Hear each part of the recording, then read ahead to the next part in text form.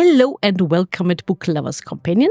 My name is Edith and, dear listeners, the chattering teacup is back and nearly ship-shape again. At the moment, she is taking care of the PAs or the PAs are taking care of her. I'm not sure which way around, but anyway, our dear CEO is still roaming the estate. But I'm not alone, as you have probably guessed. I'm here with a lovely new guest from across the pond, Lisa Braxton. Hello, Lisa, and welcome at Book Lovers Companion. Well, hello, and thank you for having me. Thank you for being here. We are here to talk about this mainly to talk about your new book, Dancing Between the Raindrops, A Daughter's Reflections on Love and Loss. I have read the book and it was an interesting insight, especially for someone from Europe, into your parents' life, in your life, and also in your family. And like it says in the title, the loss you have suffered from losing your parents and how that happened with cancer, and also your father with Alzheimer's, and not just that, but it's there's a lot to take from this book, a lot of interesting details you mention in your book, but I leave it to you to tell our listeners, to tell us a little bit what it is in your book. I'm hoping that people who read the book, who've experienced loss, will be able to relate to the book and understand that they're not alone.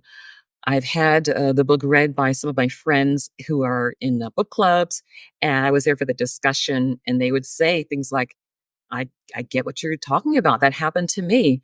My father had a gun, and we tried to get rid of it, and he had dementia, and we were so frightened of what was going to happen. And some of my friends have also said, people who are not from my ethnic background, African American, have said, wow, I had no idea that what your parents went through growing up in the South during segregation. But what prompted the book is that I've been writing essays for some time now, personal essays, and also I wrote a novel that came out a few years ago. And when my parents got sick toward the end, I was going to some of the groups, the support groups and other things, but I found that writing was cathartic. Writing was cathartic, and reading books about other people who've gone through loss was cathartic. So as I was writing essays to reminisce about growing up with mom and dad, when my uncle, dad's brother, brought a squirrel home from Virginia, a reminiscence, kind of a gift, and dad stuck it in the freezer. And all that happened next with that squirrel was very interesting. Mom, when I was a child, she would send me off to Girl Scout camp and to have sleepovers with my friends down the street. But mom, at the age of 83 and with terminal cancer, ovarian cancer, had never been on a slumber party. And I threw my mom a slumber party at the age of 83. We had it in very close quarters, nice cozy quarters on her hospital bed in the bedroom because she did home hospice. We had a blast. We had a great time. We took photos, and there are photos in the book about that time. And so throughout the book, I'm just talking about what it was like to caregive for mom and dad toward the end, the grief I felt that I knew they were deteriorating and they were going to pass away soon, and hoping that people could see the humor in some of it, because when dad, with his Alzheimer's and dementia, he could be very entertaining with what he thought he was going to, at the age of 89, go out and start another business. Lisa, and you need to bring your pen and your notebook down next time you come to the assisted living place, and where I am, and take notes. I'm very serious about this. So there are some funny parts of it. People have said they've laughed at my book, they've cried, they could relate to it. And I feel satisfaction that people will come away with it feeling like, yes, grief is tough, but I'm not alone in my grief. Now that you mention it, of course, the gun scenes where you and your sister and your sister's husband trying to get rid of the gun, and what would you really do when you find it? It's also something. For example, we here would wouldn't even, bother with not going to the police. Like you mentioned in your book, I mean, it would never occur to us to say, okay, what if I take this gun to the police? What might happen?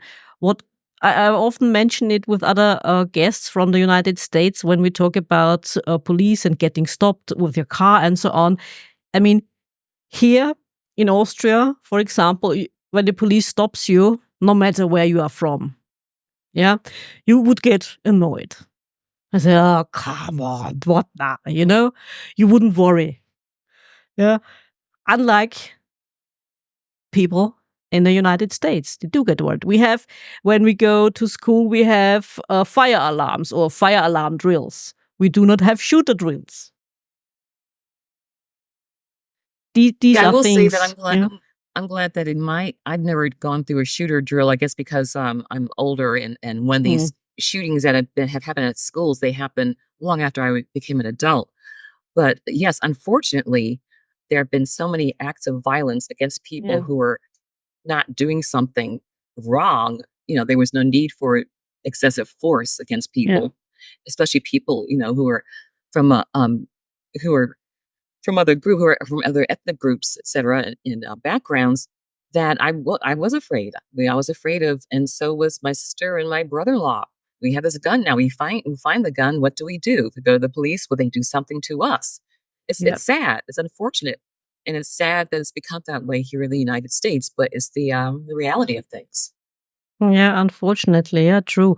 I mean, we do not have that many guns. I mean, of course, there are hunters in Austria, people who go hunting. Yes, but otherwise, no, people don't own guns. I mean, even if they talk about, my father often says, "Oh yeah, I'm going to buy." What are you going to do with a gun? I mean, be serious. What? Shooting yourself in the foot, probably. But that's not a thing. People just go out and buy guns because that's not something you would do. I mean, during COVID, what was a bit disconcerting when we watched the news from the United States is when people were gathering their supplies, gathering ammunition, we were gathering toilet paper. Well, we were gathering toilet paper too. A whole lot of toilet paper. The ammunition part, that's something. I thank you for that information. I had no idea that we in the U.S. were gathering ammunition. Yeah, there was in the news. I thought, okay, why would someone do that? Maybe people were, because of COVID, they want to go in their backyard and shoot tin cans. Who knows? Or squirrels, maybe. Yeah, or squirrels for stew. You never know. Who knows? Yeah, indeed. And you mentioned, you also described it in your books, your parents growing up in the South. And you also mentioned, of course, the Jim Crow laws. Can you tell our listeners, especially outside the United States, what that meant specifically for your parents? Yeah, my parents grew up in Virginia, so they grew up in the South at a time of Jim Crow, which is about separate but equal. Separate but equal was not even accurate. It was separate but very unequal. My parents went to separate schools, separate school buses. They got the hand-me-down textbooks. They could not go to the restaurants. If they wanted to go to the restaurant to get something to eat, they had to go to the back door and wait until the person felt like coming out and giving them service. In line to get something at the store, you had to go to the back of the line after every white person to be served. And also on the bus, my mother has told me that she would get on the bus as a child with my grandmother, and my mother saying, well, Mommy, why are there all these seats? Let's sit over here. And grandmother would say, well, hush up, girl. And what it was there were seats there, but that was the white section. If the black section was full, you had to stand. If the white section got full, then black people had to get up and move. Mom also told me some very disturbing stories about there were people in their community who, especially males, then would all of a sudden, black men would all of a sudden disappear. Well, they disappeared because they had been lynched. They were just living their lives, and they were snatched up and hung from a tree. That's the world my parents lived in. And that's why when they got married, they wanted to leave. They left and they came to Connecticut because my father had 4 sisters who lived up north. several in Connecticut. So one was in Jersey, one in Philly, and I think two in Connecticut. And that's why they came north. So that really was a lens on their way of thinking, which was kind of strange. And one day I may write about this because my parents grew up in the South on with those conditions. My sister and I grew up in Bridgeport, Connecticut. Different generation, not those conditions.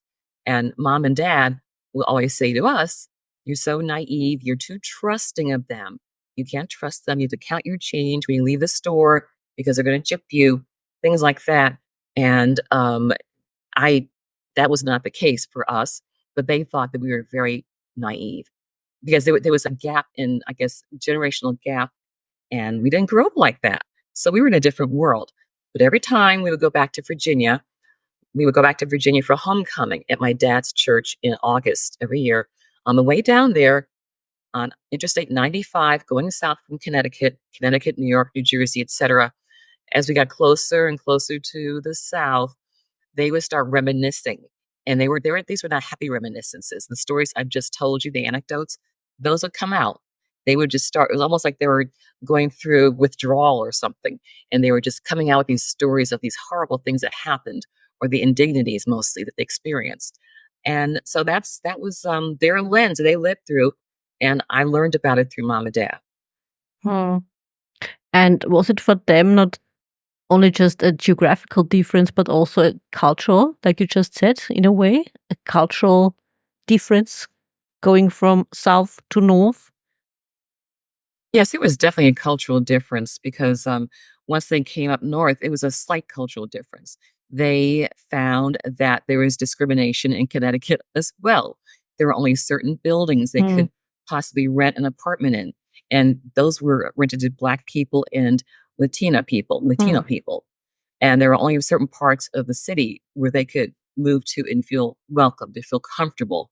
So there was that. But one good thing was my parents worked for a factory when they first came to Connecticut, and they made lots of friends at General Electric. So they had a lot of what we call GE friends from the factory. And so they were able to find community, join clubs, join church. Church is very important. And that's where they lived until it was the end. They never went back south, just to visit, but not to stay. Your father was also in the army. He fought in the Korean War, didn't he? Yes, he was in the army. He served stateside. He was not sent over to Korea. So he was not sent there. So he was served in San Antonio, Texas. And he served his 2 years, and it was a great experience for him. He one interesting story that he tells is that once he signed up, the Black soldiers would get on the train to go from Virginia to Texas. And depending on the segregation laws in the different states, they had to move from one car to a different car. If, let's say, for Virginia, for example, Black people had to be in the back of the train, the last car. Then you go into the next, let's say the next state is Tennessee. Oh, the law is different there. You have to all get off and go to the front, the first car. And they had to do this several times as they crossed state lines. Isn't that ridiculous? But that's what they had to do. That was one of the very strange experiences of people during segregation. Unbelievable, actually. I mean, to be honest, there's always this story I think of when you tell things like that about what your father experienced in the 50s. I mean, after the Second World War, come to think of it, and when the Americans came to Britain, for example, and the African Americans in Britain were treated, or the soldiers from the American contingent were treated like everybody else. And there was this famous incident. I'm not sure if you heard about that, this Battle of Bamber Bridge. Have you heard about that? No, I have not. It was, or it is, a pub in Britain, and it was also frequented by African Americans, most natural thing in the world, and their colleagues from the American side, they wanted them to leave, and the British said no, they are customers like everybody else. And so the British and the African Americans fought against I think it was the military police, and said, no, they are not leaving. They are guests here. So come on. Yeah. That's good. I'm Yeah. glad that happened. Yeah. Yeah. Hopefully they were Absolutely. enlightened by that. Well, Yeah, we don't know. yeah, we don't know that exactly. And uh, it was not only dementia or Alzheimer's that was the problem with your father or his health, also Parkinson. Is it true that Parkinson, I know you probably don't know that Parkinson often is or goes together with dementia? Yes, I didn't know, but I was talking to my doctor, my personal doctor, because I was upset about the way my father had that he was acting strangely and he Mm-hmm. didn't seem himself. And she said that yes, Parkinson's and dementia do go hand in hand often. Mm-hmm. So yes, one feeds on the other, and he had both. And so yeah. Toward Mm-hmm. the end, it was, but we think that he may have had it for years, maybe even 10, 20 Mm-hmm. years before he passed away. Yeah. But it would show itself in small ways. The dementia would show itself in small ways. The Parkinson's, I did notice that he was dragging his feet a little bit around the age Uh, of 71 or so. And I didn't know what that was. And yes, that was the uh, Parkinson's. mm. And your father was very active also in his community up north. Not only was he a business owner, but he was also a CP? yeah, Yeah, double yeah, APC, double A, NAACP. yeah. This Because, organization for the African American yeah, community. it really was part of the Niagara movement at the beginning, early part of the 1900s. If you heard of W.E.B. Du Bois, he was one of the founders of that. But it's really it's for African Americans, but also to champion the cause of the people who the voiceless. Hmm. But I think because my father's dream was to own a business because he had a business when he was a kid. Hmm. He was a door-to-door salesman when he was, a teenager, Hmm. or he was a bit younger than that. He had a little store that he opened up the weekend Sundays. Mhm. So after he opened up the clothing store at my mother's financial support, and she also supported him by helping him put together a business plan, then people see what you're doing and doors open for you. So the mayor at the time, got him to be on the tax board for the city. And after that, he was asked to run for city council member, alderman, which he did. He served for 2 years in that position. He also, at that point, there was opening for the NAACP presidency, National Association for the Advancement of Colored People. He became the president. He served 2 or 3 terms with that and did a lot of good work. He was there for people. He supported them. Mhm. He led marches, and people would come by the clothing store. It became more of like a place to come to talk about the affairs of the day. If you had grievances, you'd find him at the store, and he would try to help you out. And also, Dad was interviewed quite a bit by the newspapers.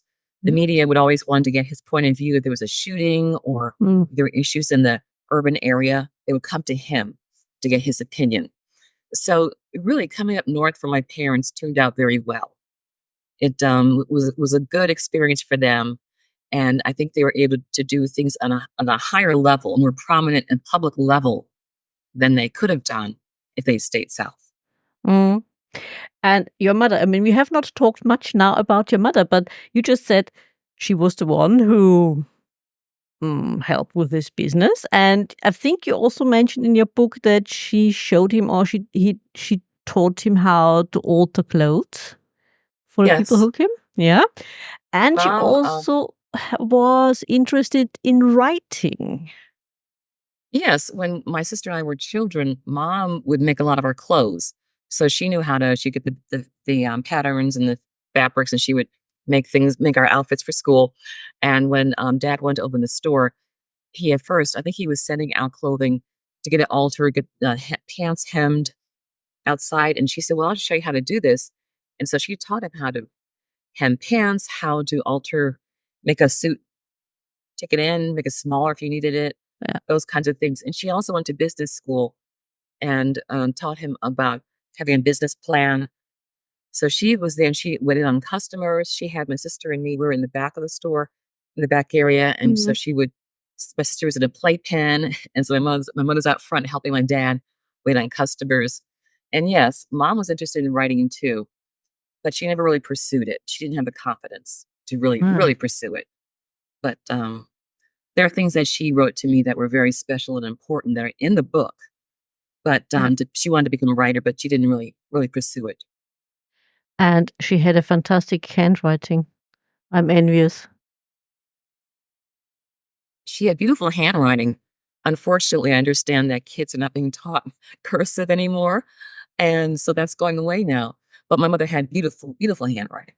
Uh, and do you think that, I don't know, if she would have been born a generation later, she would have found the courage to pursue her interest in writing? Well, I think it's more of if she had been born, if she were born into a family that had education Hmm. and had the money, the resources to send her to college, Hmm. because I know people who friends of mine who are of her age, and they went to college Hmm. and they done quite well in their professions, but they had a different kind of family setup. Hmm. Mom didn't have a support system in her family to Mhm. tell her that she Mhm. could accomplish things, and there was no Mm. money to send her to college. So I think if she had been born into a different family, had resources, and they had, I guess, could encourage her to become what she wanted to be, but it would have been different. Mm. You also mentioned before the squirrel incident. Let's call it that. Yes, yes. When your uncle visited a blast from the past, um, what do you think? I mean, you can only, I suppose, speculate. What were your father's real thoughts when your uncle brought him the squirrel and said, "Oh yeah, do you remember? And you can make squirrel stew now." And Well, yeah, I think that he probably thought it was a nice gesture, but at some point, people will oftentimes leave the past in the past. And also, I think in the North, where we were in a big urban area, you're not thinking about, you may want to put away the country ways of mm, going out with a gig and stabbing frogs and frying them and catching squirrels in traps and frying them. So some of those things, they're not just because they're your childhood activities, yeah. they're more of a rural country activity that you may want to just put aside. So that he had conflicting feelings, probably, oh, on the face of it, oh, thank you, my brother for this lovely gift, but I'm kind of cringing inside because I've left that part of my life behind. Okay. You said it's more a rural thing. Is it still a thing in the South to have squirrel stew? I think it is. Oh. I don't think it is. I don't know. I mean, I didn't grow up there, not there. So, but I think that based on researching for the book and Mm, looking up some recipes, I found mm, recipes, not just recipes, but the people who are there, their picture is there and they're in the South and they're saying, here's how you catch the squirrel, here's how you skin it, here's how you fillet it, here's how you cut it right down the so and these are people who are doing that. These are people who are actively catching squirrels out in the I guess that's where you have to catch them, so out in the wild, and they're okay. cooking them. They're stewing them. They're saying, well, they're tough. The meat's tough because they're so active that they're muscular, I guess, and Mm, you need to stew them slowly at slow temperature, low temperature to soften the meat. So there are mm, people who do that. I don't know anybody who does. My relatives, who mm. are the descendants of my cousins, for instance, they don't do that, but there are people who still do it. Yeah, okay. I'm just asking because a colleague of mine, he was on holidays a few years ago in Guatemala, and one of the most prominent dishes in Guatemala is guinea pig. Really? Wow. Yeah, yeah. And he said he had to try it because when do you have the chance to try guinea pig? Oh, did he say it was good? What did he say about it? He wasn't so enthusiastic about it, as far as I can remember. But you're not. This was his only chance to taste guinea pig. So Right. when in Right. Rome, True. do as the Romans do. And for you, you said I mean, growing up in the north, your parents said you had a teeny tiny bit of naive outlook. A lot of naivete, they said. Yeah. And there's also this scene you describe when your parents were looking for a different home. And they were shown this property and decided against it. Can you tell us a little bit why, in the end, it was decided not to move to this more affluent, although they could have afforded it? Yeah, so this was in Fairfield, Connecticut. Just it's a more affluent area, as you said, outside of Bridgeport. And we took the tour of the house. I was maybe 8 or 9 years old. My sister was very young. I remember my dad had her in his arms, and she's probably wearing her diaper pants. She was very young, and we liked the house. It was nice. We come outside, and we noticed that all the way up and down that street, all the people who lived there were standing on their lawns, on the edge of their lawns, looking at us. And they were all white, and they all turned and looked at us. And I remember my mother saying, or my father saying, "They don't want us here." My mother said, "They don't want us here." And he says, "Yeah, I know." After we got into the car, the realtor, the real estate agent was flustered. She was like, "Oh, I don't know why they're doing that. I don't know." I remember her being flustered. I don't recall what she said. But then we get in the car, and my mother says, "They don't want us here, do they?" And Mhm. my father says, "No, they don't." And we drove off, and I mentioned this to my mother recently, just maybe a few years Mm. before she passed away, and she said, "That was awful the way they did. That was terrible that they did that." So she still had the emotion in her voice, Mm. and she still had the feeling of just being hurt by that. But they were letting us know that they did not want a Black family on their street, in their neighborhood. Mm. So that was a very powerful statement that I didn't understand at the time. Yeah. I was very young, but as I got older, I understood what they were saying. Mm. Mm. And writing this book and, like you said, researching for this book was also involved, because sometimes we do not remember correctly, although we think we do. What was for you the hardest part while writing this book?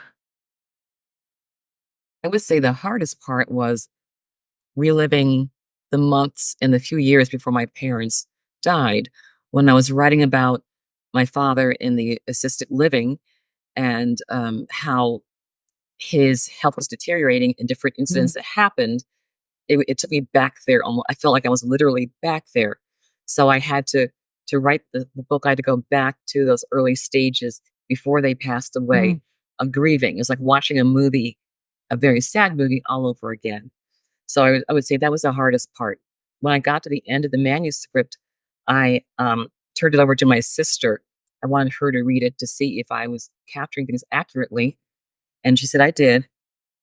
And also, after reading through to proofread it several times, I just couldn't. I was exhausted mentally, Mm. and I would have to lie down. I would lie down, and then I gave it to my sister, and she went through it several times. And I just couldn't take myself back there all over again, because Mm. I was there when Yeah. my mother stopped breathing. I was there in the room with her.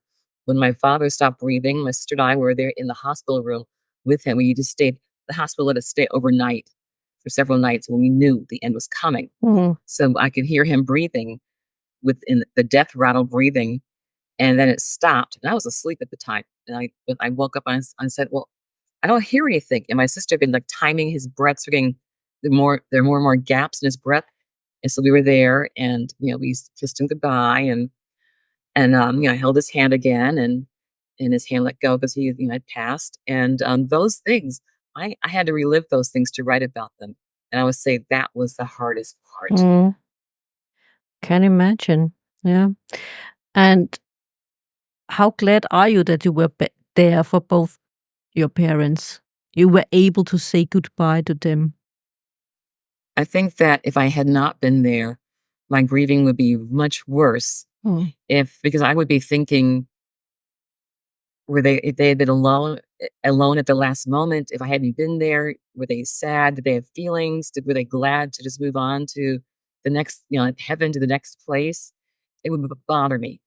It was a very private, close, intimate moment to be there with Mm. both of them as they passed. Because if I hadn't been there, that's something I really I'm glad I was able to experience, Mm-hmm. because otherwise it would be so much harder Mm-hmm. to grieve them. But I was there with them as they made their next journey, so I feel like I was there to help them make that transition. So I feel good about that. Mm-hmm. And what about yourself? I mean, you also mentioned in your book that there was not only the illness of your parents, but there was your own illness. How were you able to cope with that? Because, I mean, it's not an easy one. I mean, it's not like you No, broke a leg. that'll be even well, that's hard too, I'm sure. But yes, I was diagnosed with stage 1 breast cancer within weeks of my mother's cancer diagnosis. My mother's Yeah. cancer diagnosis was almost at stage 4. Yeah. And I think because I was going through my father's deteriorating health, my mother, we didn't know what it was for a good while. I was driving back and forth from Boston, where I am now, to Connecticut to see about her, to take her to her appointments. And then I get this diagnosis of breast cancer. I think that there was so much going on that I couldn't think about it too deeply, Mm. because it was so overwhelming that Yeah. it's like you're watching a movie of your life and you're just putting one foot in front of the other to try to cope and get things done. You don't have time to really absorb it and feel it, and just have to try to keep from drowning with all these things. I also was laid off from my job at the same time, and my husband was laid off from his job. So we Mm. had no employment.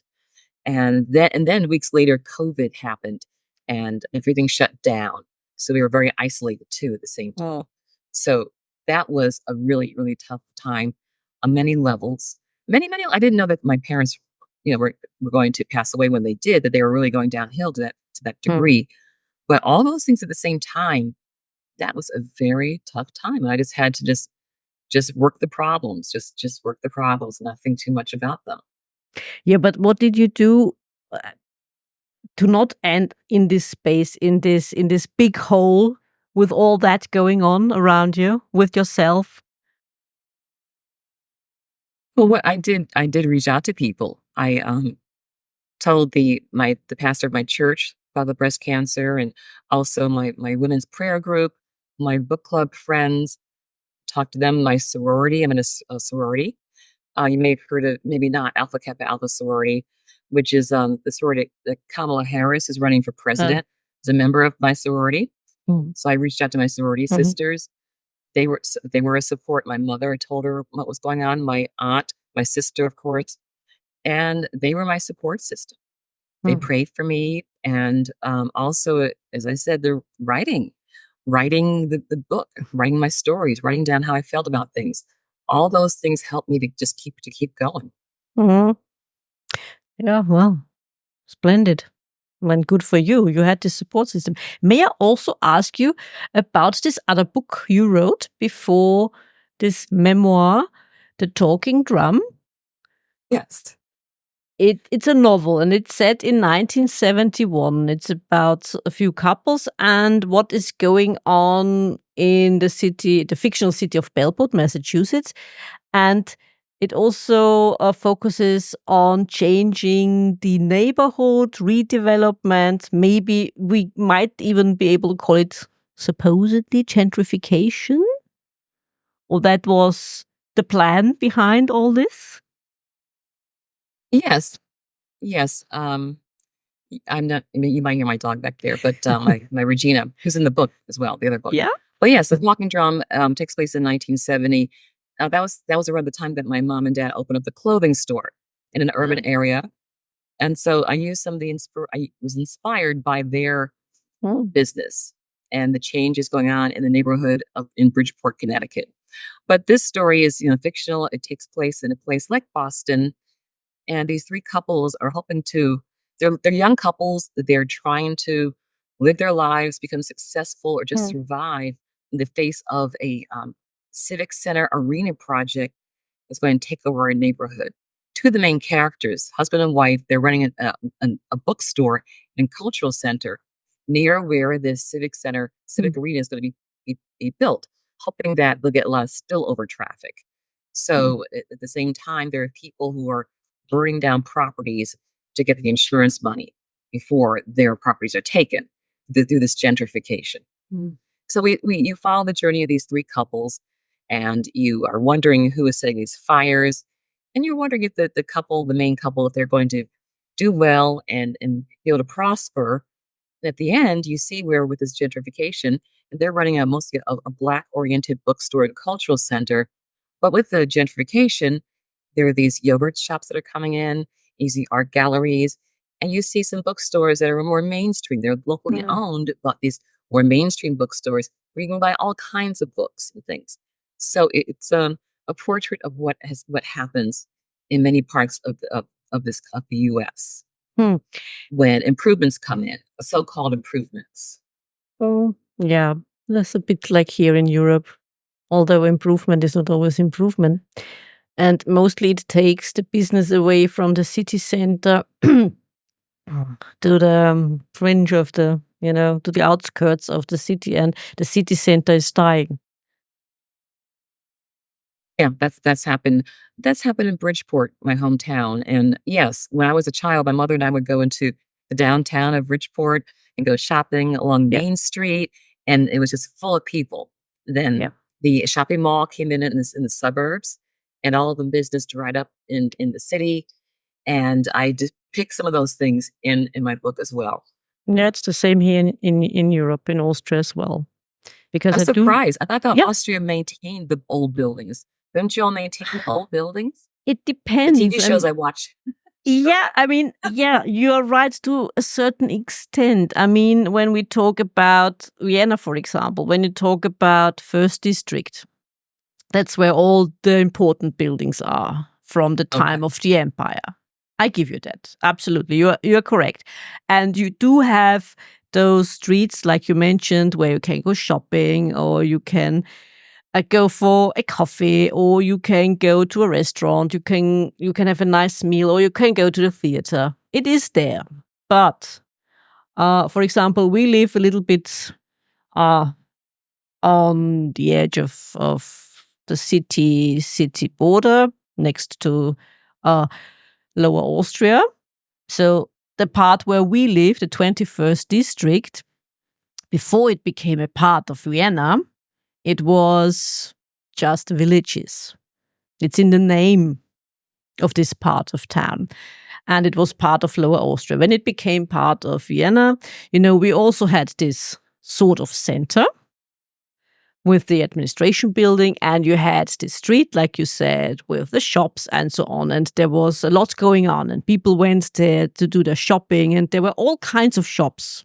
You got everything there. Now we have these huge shopping centers outside Lower Austria, of course. Why would they build it in Vienna? What a thought. And then people go there because you have the parking space, you have the shops all in one place. And the other part, the older part, like you said, for our certain district, is dying again. There's nothing interesting there. You don't go there for your weekly shopping. You don't even go there if you need anything. Let's say if you need a cable for your computer, you don't go there because you won't get it anyway. And it's the It's same, yeah, and it's the same in the countryside. I mean, countryside is all relative, but my parents live in a village in Lower Austria, and the next town is where they do their shopping or did their shopping. So they have huge supermarkets at the beginning of the small town, and on the other side, when I was a kid, everything happened inside the city, town. Shops, you could buy everything there. You could do your shopping for food, for clothes, for furniture, everything. Now, forget it. what's unfortunate is that they keep going back and forth because now there's an effort to revitalize the downtown Hmm. differently with with artist studios and pop-up roller skating rinks and things like that. They're trying to Hmm. bring it back. So it seems to go back and forth. So I'm not a politician. I don't work. I'm not a mayor. I don't know if they really think these things out or a city planner, but it just seems like they just, they destroy it and they come back and they try to revitalize. Yeah, it's a strange thing. I always get the impression that, for example, Vienna doesn't take that much care of the old buildings. You said, okay, you can see it in Vienna Blood, of course. There Yeah, the are TV still, show. yeah. There are still parts in the first district when you go there. Forget about the cars and just look at the street, look at the buildings, and you can easily imagine you are time traveling. All you need is a horse carriage going by, in the background, and you would be there. But these are small pockets, small Oh, parts, okay, I see.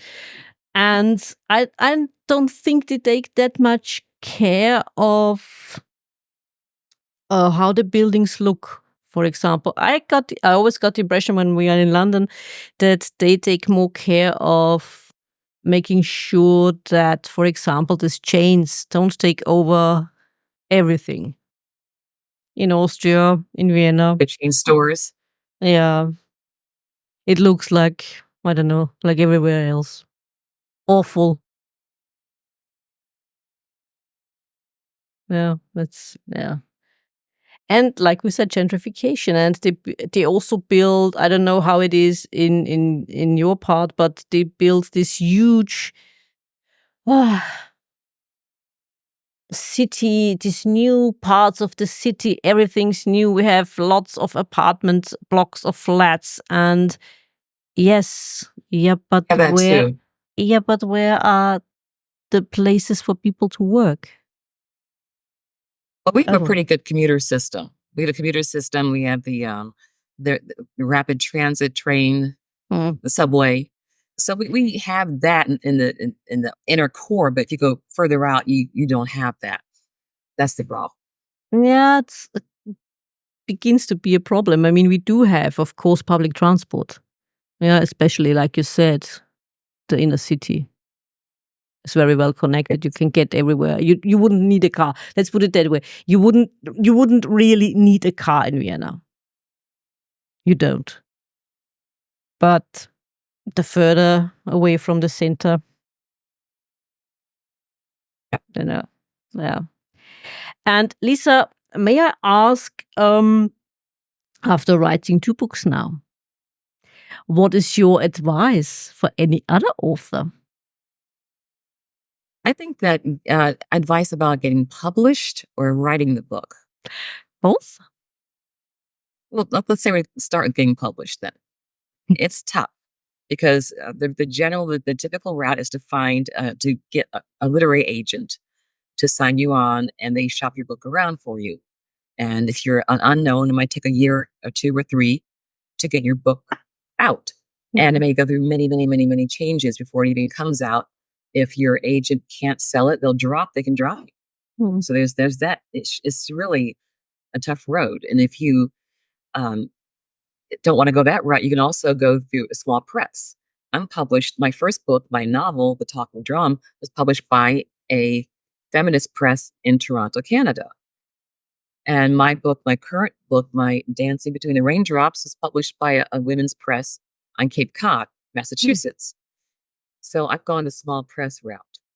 And the both of those presses champion the cause of women authors. That has made a difference for me, and that's worked for me. And I find reading the books that are published by the feminist press or the other press that I'm with now, they are very interesting. They're just as good as any other book that you might find in a mainstream bookstore. And writing, of course, we all know writing involves sit down and write, but also don't isolate yourself. Be part of a writing community. Find people to your library to write with, or join a writing collective, writing retreats, things like that to really just keep you going, to keep your engine going, to write, to inspire you. And sometimes you can find your publisher or a writing contest through these friends you make through the different writing groups. So I would say get connected, and also don't ignore these small presses because they could be very helpful to you. So I would say those are my 2 pieces of advice. Yeah, I would absolutely agree with the small or independent publishing houses. Yes, independent, yes. Yeah, absolutely. And the only downside, I suppose, for any writer is to get the word out there, to get Yes. recognized and getting found by the readers. I know people. I'm acquainted with people who are with the top publishing houses who've written many novels. They've had novels turned into miniseries for television, and they don't have to really do much work. Their publisher is a whole publicity department that will get your book into all the main bookstores, and you get all kinds of attention. With Yeah. me, I have to hustle Mm. myself to Yeah. let people know about my book Yeah. and enter contests Yeah. and just some and like this, talk to you, talk to you, and do podcasts and other ways to get the word out about the book. Yeah. So I had to do a lot of hustling myself, being published by a small press. Mm. But what I've gathered from traditionally published authors is these days, even though you get published by a traditional publisher, there is a lot of work you also have to do as an author. I mean, not if you have a big name like, I don't know, Lee Child or someone like that, but otherwise you also have to do a lot of legwork to get the word out for your new book.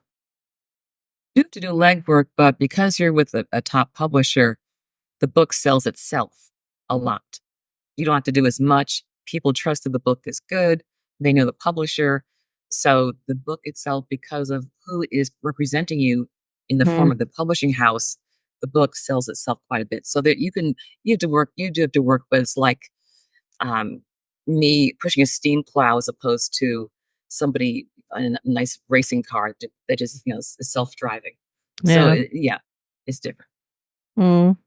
And what is your writing strategy? Are you a planner? Are you a pantser? Are you somewhere in between? And of course, what are your plans for the future? I like to plan out to kind of do an outline because I can just write, and then the story's not going anywhere. And then what do I do now? So yes, I prefer to plan out to write a biography of each one of my characters, and I like to smooth things over as I go. Write a page, go and smooth it out, and write a little bit more, and smooth that out, and keep going. And so my style is just Lisa's style. It's not something that most people would do. My future plans, I would like to write a companion workbook to go with Dancing Between the Mm. Raindrops. So I'd like to write something that would help people to write their own stories, their own Mm. family stories. So that's something I'm Mhm. working on. Ah. I do instruct writing classes, and I've done some instructing on writing about your grief, writing your 5-minute memoir, and I'm hoping to write a workbook to go with this, a companion to get people started to write their own family stories.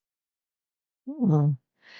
Just it sounded like just family stories. Of course, family stories. I mean, what would you write about? But also, let's say, childhood memories, because we had this one guest who did remember his childhood, and this huge name from Hollywood who had this mansion nearby, and they sneaked into his garden to play baseball. And it was a great memory for him, because he personally met this very famous Hollywood bigwig, and he still is. You can't say who it is. Um, I don't remember. I can't remember. Okay. It's a bit embarrassing for me. Well, that's a good story for that'd be a good story for a memoir. And he's still in contact with the daughter.